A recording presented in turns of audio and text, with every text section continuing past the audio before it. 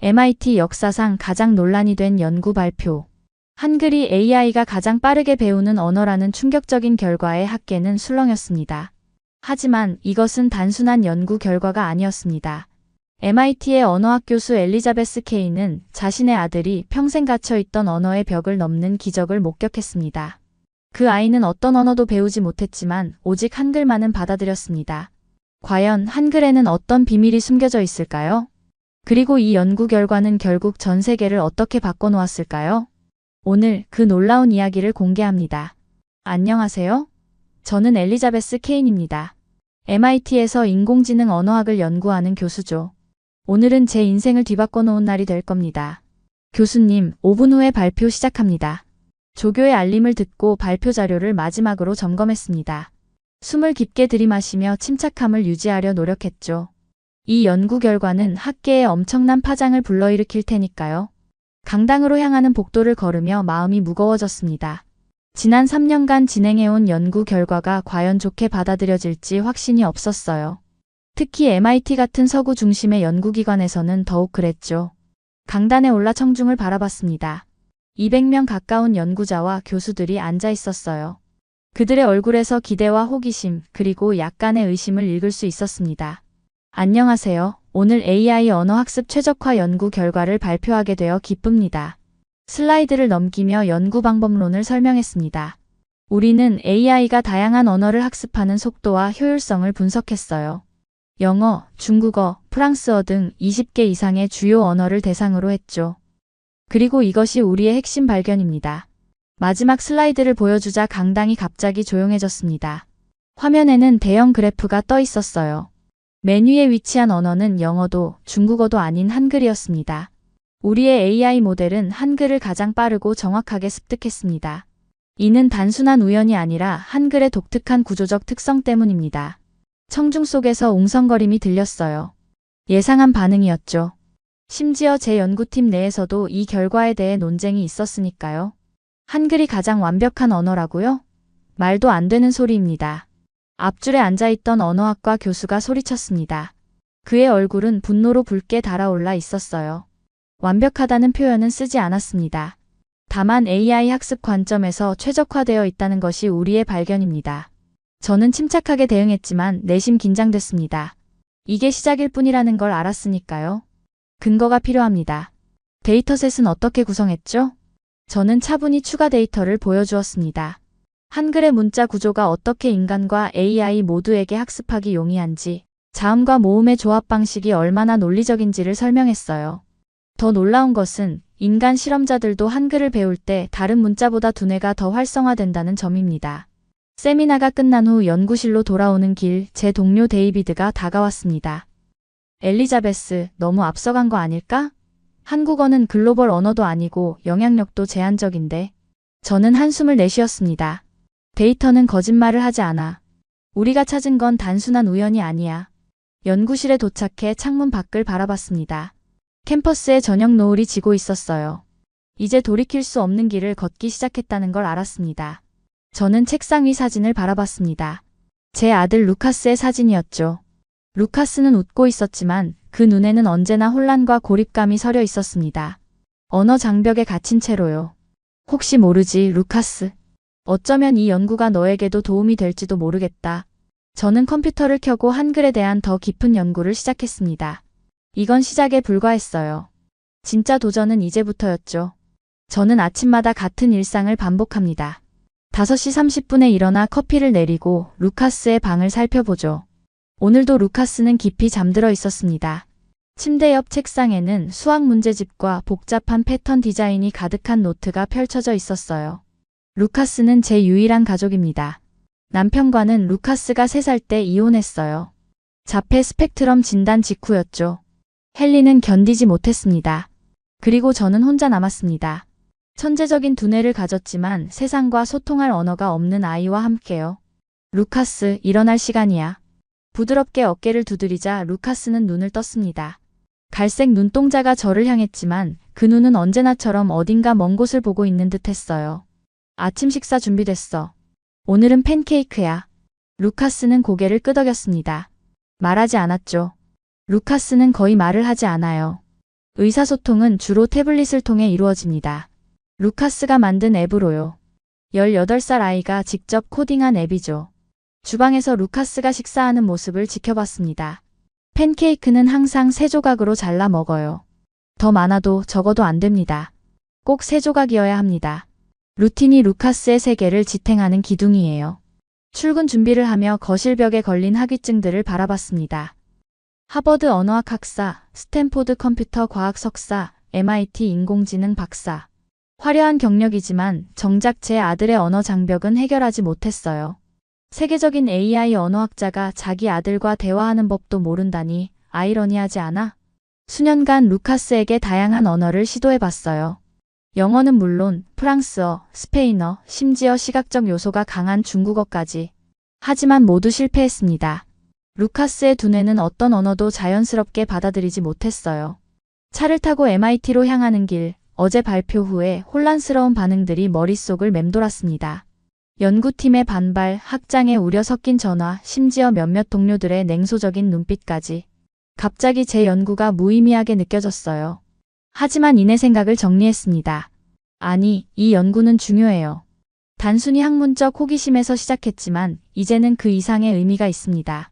특히 루카스를 생각하면 더욱 그렇죠. 연구실에 도착하자 조교 소피아가 다가왔습니다. 교수님, 대학 신문사에서 인터뷰 요청이 왔어요. 그리고 한국에서 온 메일도 있습니다. 한국에서? 의아했습니다. 발표 내용이 벌써 한국까지 알려졌나 봅니다. 메일을 열어보니 서울대학교 언어학과 박세진 교수의 연락이었어요. 한글 연구의 권위자라고 자신을 소개한 박세진 교수는 제 연구에 큰 관심을 보이며 협력 가능성을 타진했습니다. 오후에는 연구팀 회의가 있었습니다. 예상대로 분위기는 좋지 않았어요. 교수님, 우리가 발견한 건 단순한 통계적 편향일 수 있습니다. 수석 연구원 마크의 말에 여러 팀원들이 동조했습니다. 그들의 눈빛에서 불신을 읽을 수 있었어요. 추가 검증을 진행할 거야. 다른 AI 모델로, 더 다양한 학습 방식으로. 결과가 같다면 우리의 발견은 유효해. 집으로 돌아오는 길, 루카스를 위한 특수학교에 들렀습니다. 교실 창문 너머로 루카스를 지켜봤어요. 다른 아이들과 떨어져 혼자 앉아 무언가를 그리고 있었죠. 루카스의 수학 능력은 정말 놀랍습니다. 케인 박사님. 하지만 언어 수업에서는 계속 어려움을 겪고 있어요. 담당 선생님의 말에 가슴이 아팠습니다. 세상과 소통하지 못하는 천재, 그것이 루카스의 현실이었어요. 집에 돌아와 저녁을 준비하며 갑자기 떠오른 생각이 있었습니다. 한글을 루카스에게 가르쳐 볼까? 어쩌면 AI가 가장 효율적으로 배우는 언어라면 루카스에게도 도움이 될지 모르겠다는 생각이 들었어요. 저녁 식사 후 루카스가 태블릿으로 무언가를 보여주었습니다. 오늘 완성한 수학 문제였어요.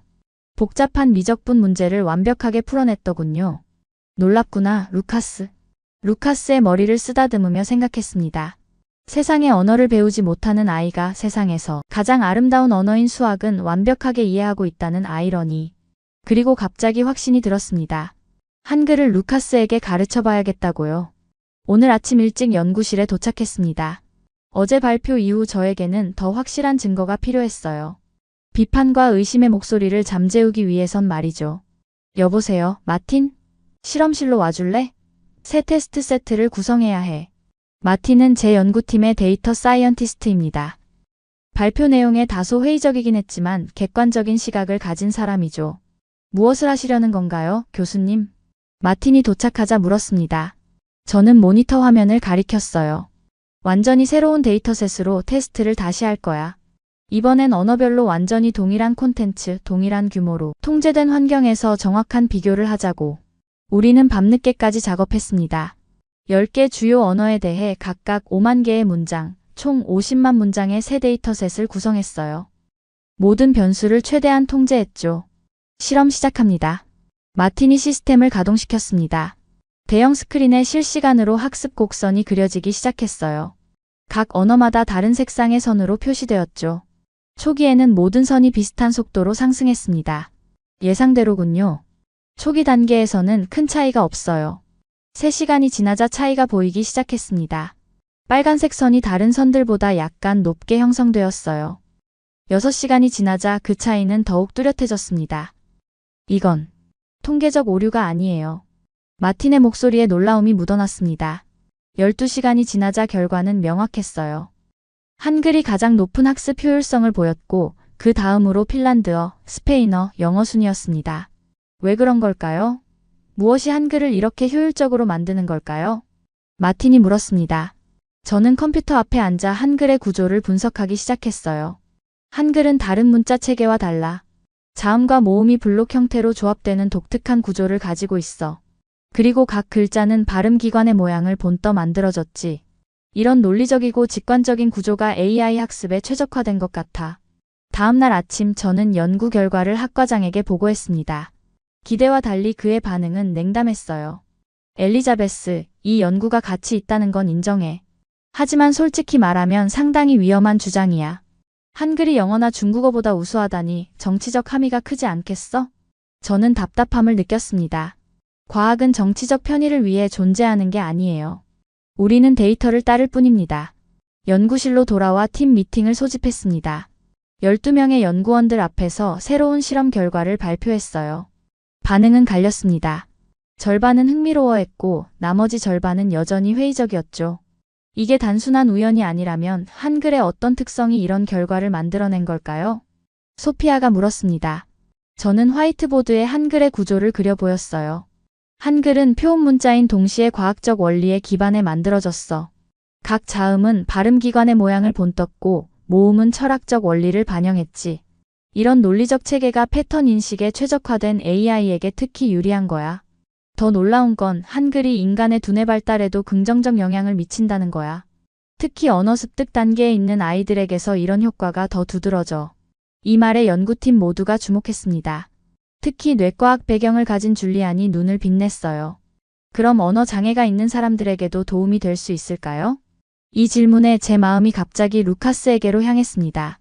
루카스, 수학의 천재지만 언어의 세계에서는 길을 잃은 아들. 어쩌면 그에게 한글이 희망이 될 수 있을까요? 그건 앞으로 연구해볼 가치가 있는 주제야. 미팅이 끝난 후 메일함을 확인했습니다. 박세진 교수에게서 답장이 왔더군요. 내일 화상회의를 하자는 제안이었습니다. 저는 흥분된 마음으로 수락했어요. 한글 전문가와의 대화는 분명 우리 연구에 큰 도움이 될 테니까요. 연구실을 나서며 결심했습니다. 이제 이 연구는 단순한 학술적 호기심을 넘어섰어요. 언어와 인지 발달의 새로운 가능성을 여는 문이 될 수도 있습니다. 그리고 어쩌면 루카스에게도 도움이 될지 모르죠. 오늘 아침 저는 연구실에서 첫 화상회의를 준비했습니다.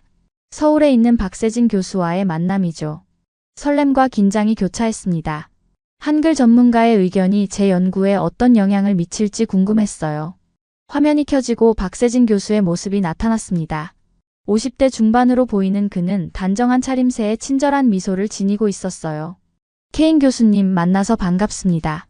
교수님의 연구 결과에 큰 관심이 있었습니다. 박세진 교수의 영어는 유창했습니다. 그의 목소리에서 진정한 학자의 열정이 느껴졌어요. 관심 가져주셔서 감사합니다. 한글 전문가의 의견이 필요한 상황이었거든요. 박세진 교수는 고개를 끄덕였습니다. 케인 교수님, 한글은 단순한 문자가 아닙니다. 과학과 철학이 결합된 독특한 창조물이죠. 세종대왕은 15세기에 이미 언어학, 음성학, 인지과학을 아우르는 통찰을 가지고 있었습니다. 그는 스크린을 공유하며 한글의 구조를 자세히 설명하기 시작했어요. 자음은 발음 기관의 모양을 본떴습니다. 기역은 혀가 목구멍을 막는 모양, 니은은 혀가 윗잇몸에 닿는 모양이죠. 이런 시각적 구조가 뇌의 언어 학습 영역을 자연스럽게 자극합니다. 이런 시각적, 논리적 구조가 AI 학습에도 최적화되어 있다고 생각하시나요? 박세진 교수는 흥분된 표정으로 대답했습니다. 절대적으로 그렇습니다. 한글은 규칙성, 논리성, 체계성을 겸비했습니다. 패턴 인식에 최적화된 AI가 한글을 빠르게 학습하는 것은 당연한 결과죠. 박 교수님, 자폐 스펙트럼이나 언어 장애가 있는 사람들에게 한글이 더 배우기 쉬울 수 있을까요? 이 질문에 박세진 교수의 눈이 빛났습니다. 흥미로운 질문입니다. 실제로 한국에서는 자폐 아동들이 한글을 통해 의사소통 능력을 향상시킨 사례들이 있습니다. 한글의 논리적 구조가 패턴 인식에 강한 자폐 아동들에게 적합하다는 연구 결과도 있죠. 제 마음이 루카스에게로 향했습니다. 혹시 그에게도 한글이 도움이 될 수 있을까요? 실제로 제 아들이 자폐 스펙트럼이에요. 수학적 능력은 뛰어나지만 언어 습득에 어려움을 겪고 있죠. 박세진 교수는 진지한 표정으로 대답했습니다. 케인 교수님, 한글을 아드님에게 가르쳐 보세요. 어쩌면 놀라운 결과를 볼 수도 있습니다. 한글은 수학처럼 논리적이고 규칙적인 체계를 가지고 있어요. 회의가 끝난 후 저는 연구실에서 한참을 생각에 잠겼습니다. 마음 한켠에서는 흥분이, 다른 한켠에서는 의구심이 일었어요. 과연 한글이 그렇게 특별한 문자일까? 정말 루카스에게 도움이 될까? 그날 저녁 집에 돌아와 루카스에게 다가갔습니다. 그는 평소처럼 컴퓨터 앞에 앉아 있었어요. 한글을 가르쳐 보기로 결심했습니다. 저는 주말 아침 루카스의 방문을 조심스레 두드렸습니다. 평소라면 수학 문제나 프로그래밍에 몰두해 있을 시간이죠. 오늘은 특별한 계획이 있었습니다. 루카스, 같이 새로운 걸 배워볼래? 루카스는 고개를 들었습니다. 호기심 어린 눈빛이 저를 향했어요. 저는 태블릿을 꺼내 한글 학습 앱을 보여주었습니다. 박세진 교수가 추천해준 앱이었죠. 이건 한글이라는 문자야. 한국에서 쓰는 글자지. 네가 좋아하는 수학처럼 규칙적이고 논리적인 체계를 가지고 있어. 루카스는 태블릿을 받아들었습니다. 화면에 나타난 한글 자음과 모음을 유심히 살펴보는 모습이었어요. 저는 큰 기대는 하지 않았습니다. 수년간 여러 언어를 시도했지만 모두 실패했으니까요. 여기 봐. 기억은 혀가 목구멍을 막는 모양을 본뜬 거야. 니은은 혀가 윗잇몸에 닿는 모양이고. 놀랍게도 루카스는 집중하는 모습이었습니다. 평소 언어학습에 보이던 저항감이 없었어요. 자음과 모음을 따라 그리기 시작했습니다. 이 자음과 모음은 조합해서 하나의 글자를 만들 수 있어. 마치 방정식의 변수처럼 말이지. 루카스의 눈이 반짝였습니다. 수학적 비유가 통한 건지 그는 빠르게 자음과 모음을 조합하기 시작했어요. 가, 나, 다. 잘했어, 루카스. 2시간이 지났습니다. 루카스는 여전히 한글에 집중하고 있었어요. 이건 정말 전례 없는 일이었습니다. 영어 알파벳을 배울 때는 20분도 집중하지 못했던 아이가 한글 앞에서는 2시간을 버티고 있었어요. 엄마, 이건 숫자 같아. 루카스가 갑자기 말했습니다. 저는 깜짝 놀랐어요. 루카스가 먼저 말을 건 건 정말 드문 일이었으니까요. 그래, 어떤 점이 숫자 같니? 규칙적이야. 패턴이 있어. 예측 가능해. 루카스의 설명은 간결했지만 그 안에는 깊은 통찰이 담겨 있었습니다. 그는 한글의 체계적인 구조를 직관적으로 이해한 것 같았어요. 일주일이 지났습니다. 루카스는 놀라운 속도로 한글을 익혀갔어요. 단순히 글자를 읽는 것을 넘어 간단한 단어를 쓰기 시작했습니다. 사과, 물, 책과 같은 기본 단어들이었죠. 루카스, 이 그림이 뭐지? 사과요. 루카스가 한글로 쓴 단어를 가리키며 대답했습니다.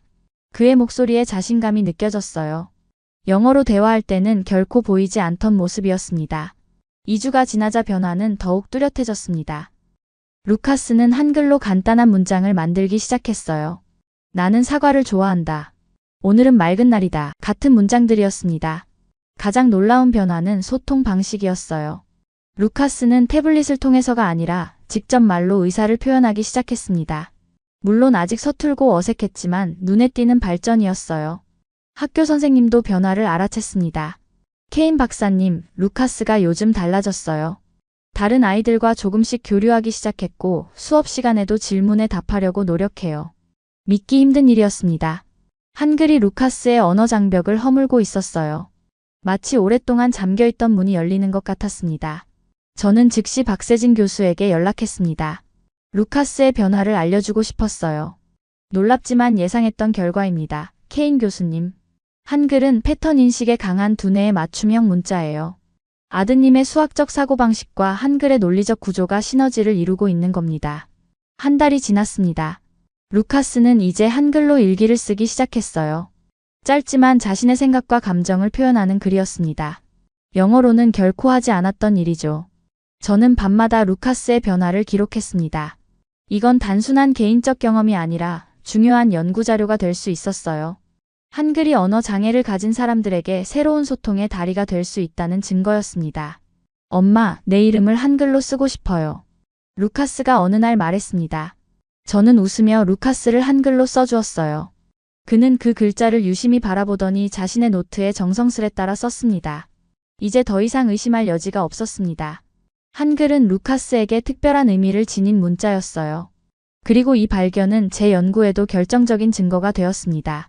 루카스의 놀라운 변화에 힘입어 저는 MIT에서 중간 연구 발표를 준비했습니다. 이제 AI뿐만 아니라 실제 사례를 통해 한글의 효과를 증명할 수 있게 되었으니까요. 케인 교수 발표 10분 전입니다. 소피아의 알림에 심호흡을 했습니다. 오늘 이 발표가 제 연구의 미래를 결정할 거라는 예감이 들었어요. 강당에 들어서자 이전보다 더 많은 사람들이 모여 있었습니다. 학과장을 비롯한 대학 고위 관계자들도 보였어요. 그리고 몇몇 기업 관계자들도 자리에 앉아 있었죠. 안녕하세요. 오늘은 한글의 인지 발달 효과에 관한 중간 연구 결과를 발표하겠습니다. 첫 슬라이드를 보여주며 발표를 시작했습니다. AI 학습 데이터에 이어 이번에는 루카스의 사례를 공유했어요. 물론 이름은 밝히지 않았지만 자폐 스펙트럼을 가진 10대가 한글을 통해 언어 능력을 향상시킨 사례였습니다. 이 사례는 한글의 논리적 구조가 패턴 인식의 강한 두뇌와 만났을 때 얼마나 효과적인지 보여줍니다. 발표가 진행될수록 강당 내부의 분위기가 달라지는 것을 느꼈습니다. 일부는 흥미로워했지만 상당수는 불편한 기색이 역력했어요. 케인 교수님, 한 사례로 그런 주장을 하는 건 너무 성급하지 않습니까? 언어학과 에드워드 교수가 날카롭게 질문했습니다. 그는 영어 중심 교육의 강력한 지지자였어요. 물론 더 많은 사례 연구가 필요합니다. 그러나 AI 데이터와 함께 고려할 때 이는 분명 유의미한 패턴을 보여줍니다. 저는 차분히 대답했지만 반발은 계속되었습니다. 한글이 세계에서 가장 논리적인 문자라니 너무 과장된 결론 아닙니까? 컴퓨터 과학과의 리처드 교수가 냉소적인 어조로 말했습니다. 회의적인 표정들이 곳곳에서 보였어요. 저는 가장 논리적이라고 주장하는 게 아닙니다. 다만 AI 학습과 특정 인지 발달 측면에서 최적화되어 있다는 결과를 제시하는 것뿐이에요. 설명을 이어갔지만 분위기는 점점 더 적대적으로 변했습니다. 특히 영어 교육 관련 기업에서 온 참관인들의 표정이 심상치 않았어요. 발표가 끝난 후 학과장 로버트가 저를 불렀습니다. 엘리자베스, 솔직히 말하자면 상황이 좋지 않아. 언어 우월성에 관한 연구는 정치적으로 매우 민감한 사안이야. 로버트, 이건 우월성이 아니라 효율성에 관한 연구예요. 과학적 데이터를 따르는 것뿐입니다. 알아. 하지만 현실을 봐. 우리 대학은 영어권 국가의 주요 교육기관이야. 그리고 주요 후원자들이 이 연구에 불편함을 느끼고 있어. 저는 충격을 받았습니다. 학문적 진실보다 정치적, 경제적 이해관계가 우선시된다는 사실이 실망스러웠어요. 그럼 어떻게 하라는 거죠? 연구를 중단하라고요? 그건 네 선택이야. 다만 앞으로 연구비 지원이 어려워질 수 있다는 점을 알아두었으면 해. 연구실로 돌아오는 길 마음이 무거웠습니다. 진실을 밝히려는 노력이 이렇게 가로막힐 줄은 몰랐어요. 연구팀도 분위기가 달라졌습니다. 마틴과 소피아는 여전히 지지해 주었지만 몇몇 연구원들은 거리를 두기 시작했어요.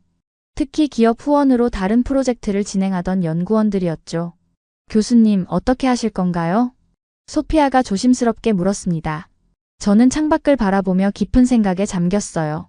모르겠어. 하지만 내 아들이 한글을 통해 세상과 소통하기 시작했어.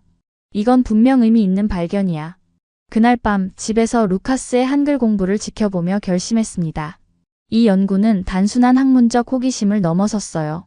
이제는 사명이 되었습니다. 연구비가 끊기더라도 반발이 있더라도 계속해야 했습니다. 루카스처럼 언어의 세계에서 소외된 사람들에게 희망을 줄 수 있는 연구였으니까요. 다음 날 아침 박세진 교수에게 현 상황을 이메일로 전했습니다. 곧바로 답장이 왔어요. 케인 교수님, 낙심하지 마세요. 진실은 항상 밝혀지기 마련입니다. 제가 한국에서 도울 수 있는 방법을 찾아보겠습니다. 작은 희망의 불씨가 생겼습니다. 어쩌면 MIT가 아니더라도 이 연구를 계속할 방법이 있을지도 모르겠다는 생각이 들었어요. 저는 루카스의 사진을 바라보았습니다. 이제 그의 눈에는 전과 다른 빛이 있었어요. 세상과 소통하기 시작한 아이의 눈빛이었습니다. 포기할 수 없어. 절대로. 저는 다음 단계를 계획하기 시작했습니다. 이제 한 명이 아니라 더 많은 아이들에게 한글을 가르치는 실험이 필요했어요.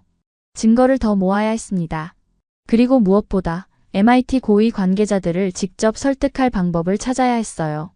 일주일간 고민 끝에 저는 과감한 결심을 했습니다. MIT 총장 마이클 윌슨에게 직접 면담을 요청했어요. 비서는 처음엔 난색을 표했지만 제가 인공지능과 인간, 언어 발달의 미래라는 주제로 이야기하고 싶다고 하자 결국 15분의 시간을 허락했습니다. 저는 박세진 교수에게도 연락해 화상으로 면담에 참여해달라고 부탁했습니다. 그는 흔쾌히 수락했어요. 면담 당일 저는 루카스의 최근 한글 작문과 그가 처음으로 학교에서 발표를 한 영상을 준비했습니다. 모두 한글 학습 이후의 변화였죠. 총장실 문을 두드렸습니다. 가슴이 두근거렸어요. 이 만남이 제 연구의 운명을 결정할 테니까요. 마이클 총장은 딱딱한 표정으로 저를 맞이했습니다. 옆에는 학과장 로버트와 연구 담당 부총장이 앉아 있었어요. 노트북을 열고 박세진 교수와 연결했습니다. 저는 제 연구에 대한 우려가 많다는 것을 인정하면서도 이 연구가 실제 사람들의 삶을 변화시킬 수 있는 중요한 발견이라는 점을 강조했습니다. 루카스의 사례를 설명했습니다. 물론 그가 제 아들이라는 사실은 밝히지 않았어요. 다만 자폐 스펙트럼을 가진 학생이 한글을 통해 언어 능력을 획기적으로 향상시켰다는 사실만 강조했습니다. 마이클 총장의 표정이 조금씩 달라졌습니다. 특히 루카스의 변화를 담은 영상에 명백히 관심을 보였어요. 총장이 왜 하필 한글인지 질문하자 박세진 교수가 답했습니다. 한글이 세계 문자 중 유일하게 과학적 원리에 기반해 인위적으로 창제된 문자라는 점을 설명했어요. 발음 기관의 모양을 본떠 만들어진 자음, 철학적 원리가 담긴 모음, 그리고 이들의 조합 방식이 뇌의 패턴 인식 능력과 완벽하게 조화를 이룬다고 강조했습니다. 이어서 저는 하버드, 스탠포드의 동료 연구자들이 보낸 지지 메일을 보여주었습니다. 그들도 제 연구 방향에 큰 관심을 보이고 있었어요. 총장님, 우리가 영어권 대학이라는 이유로 이 연구를 제안한다면 그것은 학문적 성찰이 아닙니다. 과학은 국경과 언어의 경계를 넘어서야 하지 않을까요? 마이클 총장은 잠시 생각에 잠겼습니다. 그리고 만약 이 연구를 계속한다면 어떤 방향으로 진행하고 싶은지 물었어요. 저는 기회를 놓치지 않았습니다. 가온 세종 프로젝트라는 연구를 제안하고 싶습니다. AI 기술과 한글의 과학적 원리를 접목해 언어 장애를 가진 사람들을 위한 새로운 학습 방법을 개발하는 프로젝트입니다. 가온이라는 이름의 의미를 묻자 한국어로 중심이라는 뜻이라고 설명했습니다. 이 프로젝트가 MIT와 서울대의 협력을 중심으로 동서양의 지식을 통합해 새로운 가능성을 여는 시작점이 되길 바란다고 덧붙였어요. 박세진 교수도 세종대왕이 백성을 위한 문자를 만들었고 이제 그 문자가 21세기에 전 세계 사람들에게 도움이 될 수 있다는 점이 의미 있다고 강조했습니다. 놀랍게도 총장은 6개월간의 파일럿 프로젝트로 시작해보자고 제안했습니다. 단 결과가 없으면 즉시 중단하는 조건이었어요. 물론입니다. 6개월 안에 충분한 데이터를 모을 수 있을 거예요. 저는 기쁨을 억누르며 대답했습니다. 6개월이면 충분했어요. 이미 루카스의 사례가 있었고 박세진 교수가 한국에서 더 많은 참가자를 모집하기로 했으니까요. 면담이 끝나고 연구실로 돌아오는 길 가슴이 벅찼습니다. 불가능해 보였던 일이 현실이 되었어요. 그것도 MIT 총장의 지원으로 말이죠. 연구실에서 소피아와 마틴에게 소식을 전했습니다. 그들의 눈빛에서 기대와 흥분을 읽을 수 있었어요. 가온 세종 프로젝트. 정말 좋은 이름이네요. 소피아가 감탄했습니다. 마틴도 고개를 끄덕였어요. 이제 실제 임상 실험을 설계해야 해요. 언어 장애를 가진 다양한 참가자들을 모집하고 한글 학습 프로그램을 개발해야 합니다. 저는 즉시 팀 구성에 들어갔습니다. 박세진 교수의 팀과 매일 화상회의를 하며 연구 방법론을 논의했어요. 마침내 두 대학의 공동 연구가 공식적으로 시작되었습니다. 그날 저녁 루카스에게 좋은 소식을 전했습니다. 루카스, 네가 배우고 있는 한글로 많은 아이들을 도울 수 있게 되었어. 루카스는 처음으로 환하게 웃었습니다. 그리고 태블릿에 한글로 썼어요. 정말 기뻐요, 엄마. 저는 루카스를 꼭 안았습니다. 이제 새로운 여정이 시작되었어요. 한글이라는 놀라운 문자가 세상에 가져올 변화의 여정이었습니다. 파일럿 프로젝트 시작 후 6개월이 빠르게 지나갔습니다. 저는 연구실에서 밤을 새우며 최종 보고서를 작성하고 있었어요. 내일은 MIT 이사회와 총장 앞에서 연구 결과를 발표하는 중요한 날이었습니다. 교수님, 마지막 데이터 분석이 완료되었습니다. 소피아가 태블릿을 건넸습니다. 화면 속 그래프는 놀라운 결과를 보여주고 있었어요. 전 세계에서 모집한 자폐 스펙트럼과 언어 장애를 가진 30명의 참가자 중 28명이 한글 학습 후 의사소통 능력이 향상되었다는 결과였습니다. 연구실 벽에는 전 세계 참가자들의 한글 작품이 붙어 있었습니다. 간단한 시부터 일기, 심지어 짧은 이야기까지 모두 한글로 작성된 것들이었어요. 이전엔 의사소통에 어려움을 겪던 이들이 한글을 통해 자신을 표현하기 시작한 증거였습니다. 발표장으로 향하는 길, 루카스에게서 메시지가 왔습니다. 엄마, 화이팅! 한글로 쓴 응원이었어요. 저는 미소 지었습니다. 6개월 전까지만 해도 루카스는 이런 메시지를 보낸 적이 없었죠. 발표장은 예상보다 훨씬 많은 사람들로 가득 차 있었습니다. MIT 관계자들뿐만 아니라 주요 언론사, 교육기관 대표들도 보였어요. 심지어 몇몇 실리콘밸리 기업 CEO들도 참석했습니다. 안녕하세요. 오늘 가온 세종 프로젝트의 최종 결과를 발표하게 되어 기쁩니다. 저는 떨리는 마음을 진정시키며 발표를 시작했습니다. 처음엔 왜 한글이 AI와 인간 모두에게 최적화된 문자인지 과학적 원리를 설명했어요. 그리고 실제 사례 연구 결과를 보여주었습니다. 언어 장애를 가진 참가자들의 93%가 한글 학습 후 의사소통 능력이 향상되었습니다. 특히 놀라운 점은 기존 언어 치료에서 제한된 효과만 보였던 참가자들도 한글을 통해 큰 발전을 이루었다는 것입니다. 청중들의 반응이 달라지는 것을 느꼈습니다. 처음엔 회의적이던 표정들이 점점 놀라움과 흥미로 바뀌어 갔어요. 질의응답 시간, 놀랍게도 과거에 가장 비판적이었던 에드워드 교수가 먼저 손을 들었습니다. 케인 교수, 솔직히 처음엔 회의적이었습니다. 하지만 이 결과는 무시할 수 없네요. 한글의 구조적 특성을 영어 교육에 어떻게 접목할 수 있을까요?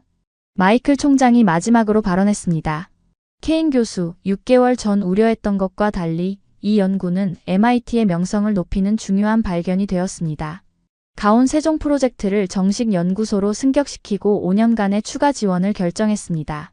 발표 후 여러 교육기관과 기술 기업에서 협력 제안이 쏟아졌습니다. 특히 실리콘밸리의 AI 기업들은 한글의 구조적 특성을 언어 모델 개발에 활용하는 데 큰 관심을 보였어요. 가온 세종 프로젝트는 이제 시작일 뿐입니다. 저는 발표를 마치며 이렇게 말했습니다. 그리고 그것은 진심이었어요.